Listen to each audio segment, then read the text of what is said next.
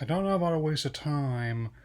Wise man once said that time you enjoy wasting was not wasted.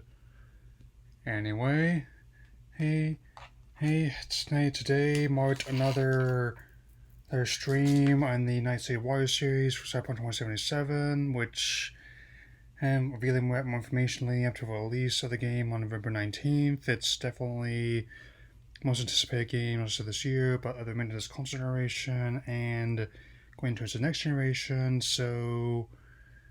Oh, and I really like how they expanded more with the points that they brought up before. Or I mean, the whole stream revealed a lot of information, especially given how the band refused, who was actually the he based within the universe band and the Samurai and its codename, which led by Johnny Silverhand. I mean, so but the main ones I'm going to be focusing on are going to be the life paths and tools to trade aspects of the stream. So here we go. So, let's focusing on the life paths, which they mentioned before. You'll be able to pick your avatar's background and it has at least three distinct life paths as it will impact the story. I mean, as well as your other special skills and abilities. I mean, since normally I don't like being confined to just one particular title in RPG. I like to be able to choose my own potential one.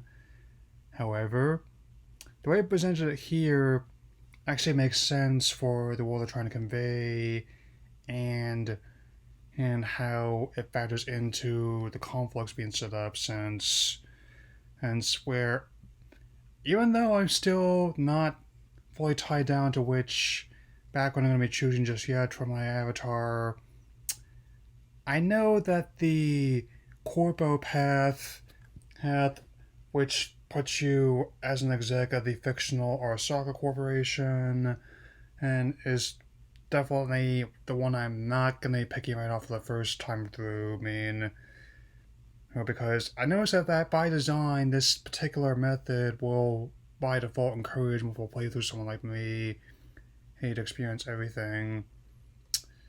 And naturally, because it's a Japanese corporation, to a point where their logo is actually appears to be a bonsai tree, it definitely that another example of how that would impact the world itself. I mean, since all of this was expanded from the original book in the tabletop game, but even if someone's not played it, I definitely can understand what they're going for because, again, I think that's also what the developers were able to do with The Witcher and as well, especially because the third game, as well as the Netflix spin-off. If you never read the original book, like you could instantly understand and what Geralt is trying to do and how he wants to do it. So, which is definitely going to be key. I had to say that the one's most interested potentially in going exploring my first playthrough. Depending on what I decide, it might be the street kid background where you've basically been in the city your entire life and having to essentially work your way up from the bottom, or the nomad background where you actually end up growing up outside the city and at the start of the story evolves your first time going in there since, again, even though they haven't revealed every single detail yet, the fact that they managed to show how so much goes on even in the early chapters of the story definitely shows to me how much work they put into this even with the delays in mind. Yeah. And regarding the tools of the trade, I mean, we've already seen some of the weapons that'll be used in the game's journey, and in some previous promotions. But again, this expands upon that by showing specifically how they might be employed in mission, how they might be used against specific enemies, is in other factions in universe, man. Since again, each of these ones, unless there was maybe the basic heck weapon and types of blades, aids and firearms and other instruments, but the ones that they've had designed actually make perfectly sense with the fictional universe. I mean, because I'm thinking on top of the mantis blades, we already have seen some fair amount of use of in the previous as promotions for the game.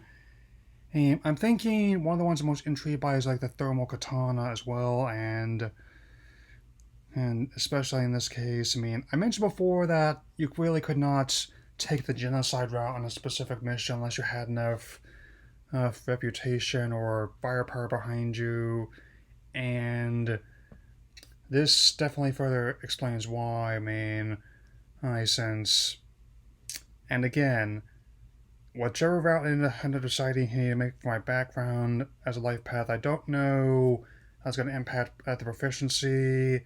Hey, but I am intrigued to experiment and try some of these out. And as someone who does not play that many shooters, I mean, apart from ones that are science fiction based, hey, I normally wouldn't unless I otherwise have done that if they hadn't, been coming free with my PSN subscription. I mean, for that month, my PS Plus.